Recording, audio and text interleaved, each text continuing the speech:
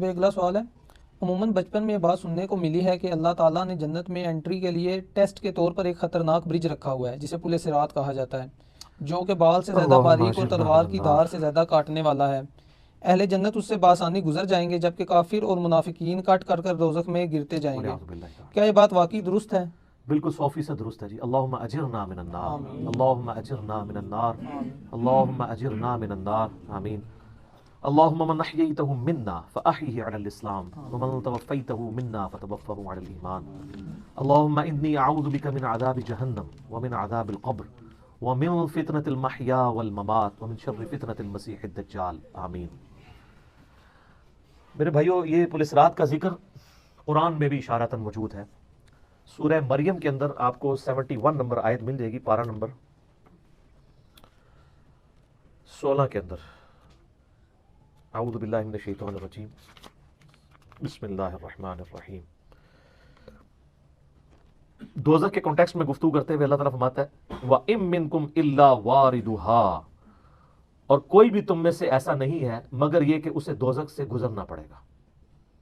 كَانَ عَلَى رَبِّهِ حَتْمًا مَقْضِيًّا، یہ تمہارے رب کی طرف سے تقدیر میں شدنی بات ہے، یہ ڈیسٹنی تمہارے لیے مقرر ہے کہ تم سب کو آگ کے اوپر سے گزرنا پڑے گا، چاہے کوئی جن ہے، انسان ہے، وہ پیغمبر ہے، صحابی ہے، تابعی ہے، نیک ہے، بد ہے، سب کو ایک دفعہ گزرنا پڑے گا۔ پھر کیا ہوگا؟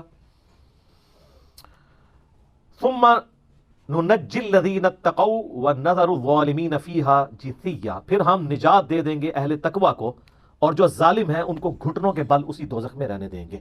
والعیاذ باللہ تعالی۔ اللہم اجرنا من النار، آمین۔ بخاری مسلم میں کئی ایک احادیث ہیں پل صراط کے حوالے سے۔ ایک وہ حدیث جو بخاری اور مسلم دونوں میں موجود ہے، اللہ کے محبوب صلی اللہ علیہ وآلہ وسلم فرماتے ہیں کہ قیامت والے دن اللہ تعالیٰ جہنم کے دونوں سروں پہ ایک پل رکھے گا، یعنی جہنم کو پار کرنے کے لیے ایک بہت بڑا پل رکھے گا۔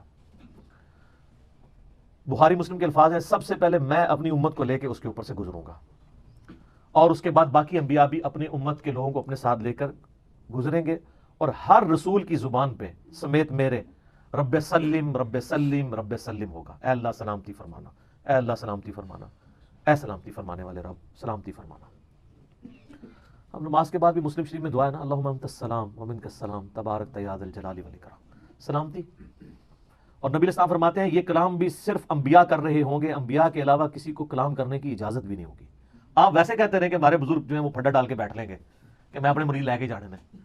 بخاری مسلم کہتی ہے کہ انبیاء کے علاوہ سب کی زبانیں ہوں گی گونگ، سوائے اس کے کہ وہ کہیں گے رب سلم رب سلم رب سلم۔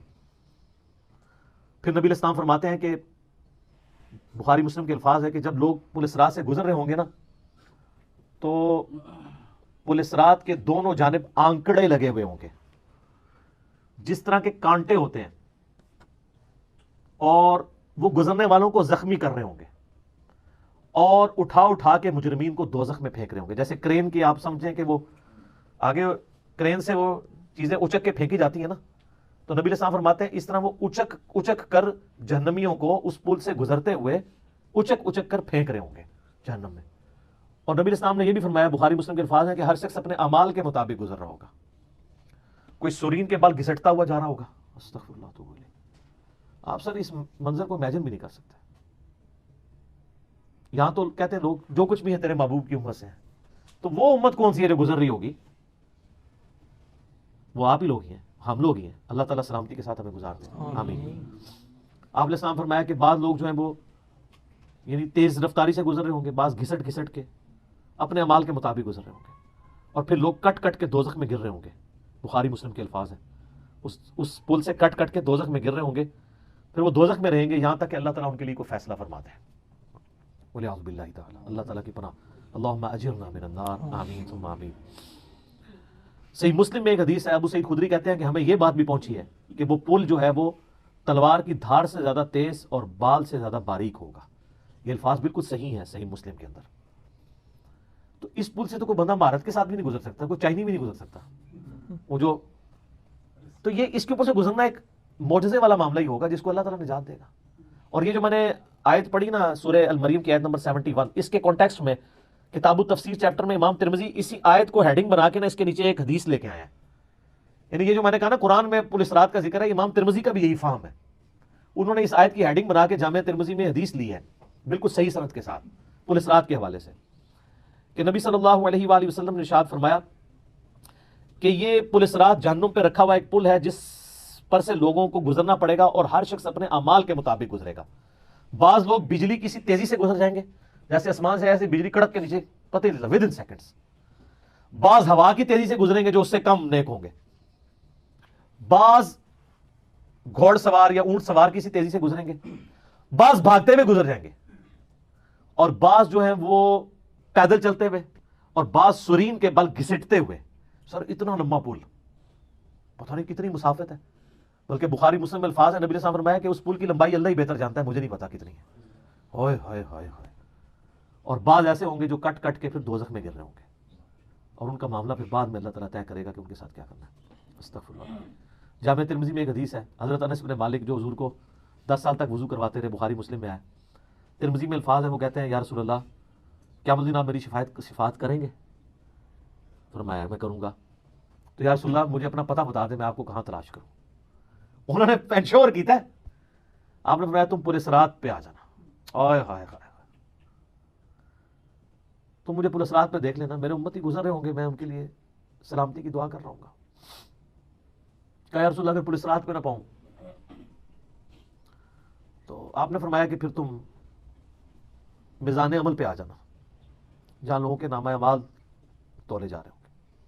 نبی علیہ السلام کا نامہ اعمال نہیں تول رہا ہوگا، آپ کو تو اللہ نے امن دے دیا نا، انا فتحنا لک فتحا مبینا. اور بخاری مسلم میں حدیث ہے، حدیث شفاعت کے سارے نبیوں سے لوگ ہوتے ہوتے حضرت عیسیٰ کے پاس جب اینڈ پہ آئیں گے نا تو وہ کہیں گے بس ایک ہی شخص ہے جس کو امن ملا ہوا ہے، تو محمد رسول اللہ کے پاس جاؤ، وہ شفاعت کریں گے. تو آپ علیہ السلام اپنی امت کی خاطر ہی یعنی میزان عمل پہ تکلیف کاٹ رہے ہوں گے. کہا یا رسول اللہ میزان عمل پہ بھی نہ پاؤں تو کہاں جاؤں؟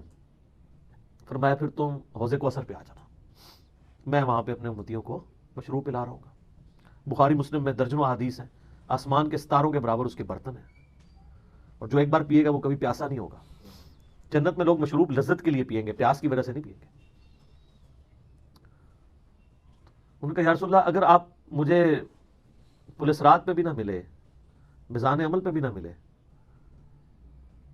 اور آپ صلی اللہ علیہ وسلم حوض کوثر پہ بھی مجھے نہ ملے، تو پھر میں آپ کو کہاں تلاش کروں؟ آپ فرمایا تم مجھے تلاش کرنا، میں ان 3 میں سے کسی ایک جگہ پہ ہوں گا. تو بخاری مسلم میں پھر یہ بھی آتا ہے کہ میرے حوض کوثر پہ کچھ لوگ لائے جائیں گے، میں کہوں گا اصحابی اصحابی، یہ میرے ساتھی ہیں. تو مجھے بتایا جائے گا کہ آپ کے بعد یہ دین سے الٹے قدم پھر گئے تھے، انہوں نے دین میں بدعتیں جاری کر دی تھی.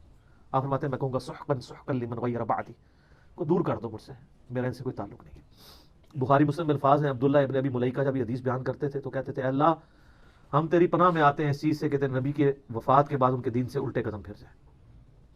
یہ وہی لوگ ہیں جو حضور کی وفات کے بعد مرتد ہو گئے تھے، مسلمہ کذاب کے ساتھ مل گئے، منکرین زکوٰۃ میں شامل ہو گئے، سیدنا ابوبکر کے خلاف کھڑے ہو گئے. اور یہ صرف قانوناً صحابہ کے بارے میں صرف یہ حدیث نہیں ہے، عام امتیوں کے بارے میں الگ سے حدیثیں ہیں بخاری مسلم میں. یہ نہ سمجھیں کہ پچھلے لوگوں کے لیے، قیامت تک کے لیے جن لوگوں نے دین میں بدعتیں جاری کی ان کے لیے حدیثیں ہیں، اس میں امتی کے الفاظ بھی ہیں، وہ بھی بخاری مسلم میں. اور امت کیا کر رہی ہے؟ صحیح مسلم میں حدیث ہے، نبی علیہ السلام ایک دن اتنا روئے اور ساتھ ساتھ آیتیں پڑھ رہے ہیں قرآن کی.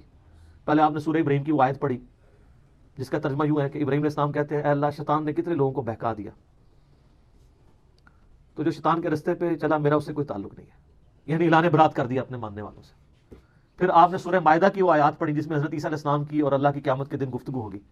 اس میں عیسیٰ ابن مریم کہیں گے اے اللہ جب تک میں ان میں موجود تھا میں ان پر گواہ تھا، جب تو نے مجھے اٹھا لیا پھر تو اور تیری مرضی ان کو عذاب دے یا چھوڑ دے، اعلان برات. تو حضور نے کہا کہ یا اللہ ابراہیم نے بھی اپنی امت سے اعلان برات کر دیا، عیسیٰ نے بھی کر دیا، لیکن میں کہتا ہوں میری امت میری امت.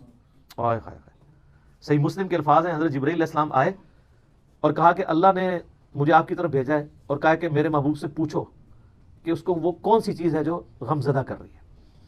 حالانکہ اللہ کو سب کچھ پتا تھا. آپ نے فرمایا میری امت. تو جبرائیل علیہ السلام نے پھر اللہ کی طرف سے بشارت دی کہ نبی علیہ السلام کو کہ اللہ تعالیٰ فرماتا ہے کہ اے نبی آپ غم زدہ نہ ہو، ہم آپ کو آپ کی امت کے معاملے میں قیامت والے دن رسوا نہیں کریں گے. تو سبحان اللہ تو ہم پڑھتے ہیں لیکن ہمارے ایسے کردوت نہ ہو کہ سحقن سحقن لمن غیر آبادی نہ ہو جائے کہیں. سحقن سحقن لمن بدر آبادی نہ ہو جائے کہیں، یہ بھی تو چانسز ہے. استغفر اللہ تو بولی. نبی علیہ السلام نے تو اپنی محبت کا حق ادا کر دیا. اور مسلم شریف میں حدیث ہے قیامت کا دن وہ ہے کہ جب ابراہیم علیہ السلام بھی میری طرف متوجہ ہوں گے، جس دن کوئی بھی اللہ کی بارگاہ میں کلام کرنے والا نہیں ہوگا، میں ابراہیم علیہ السلام کی سفارش بھی میں کروں گا. حضور کی سفارش کے بعد انبیاء کو بولنے کا موقع ملے گا. اسی پہ وہ اعلیٰ حضرت کا شعر ہے نا، وہ جہنم میں گرا ان سے جو مستغنی ہوا، ہے خلیل اللہ کو حاجت رسول اللہ کی. بل ہم شعر کہہ سکتے ہیں، ہم محبت کے لیے نعرے مار سکتے ہیں، لیکن نبی علیہ السلام نے جو امت کو تعلیمات دی تھیں حجۃ الوداع کے موقع پر، غدیر خم کے موقع کے اوپر، امت نے کسی ایک وصیت کا بھی پاس نہیں کیا. اب یہ ایک دردناک ٹاپک ہے، جتنی مرضی بات کی جائے نہ ختم ہونے والی ہے. بس اس کو اسی پہ کنکلوڈ کرتے ہیں کہ اللہ تعالیٰ قیامت والے دن ہمیں اپنی رحمت کاملہ سے اپنے محبوب صلی اللہ علیہ وآلہ وسلم کی شفاعت کے ساتھ قیامت کی ساری ہولناکیوں سے بلا حساب و کتاب جنت میں داخلہ عطا فرمائے. آمین ثم آمین.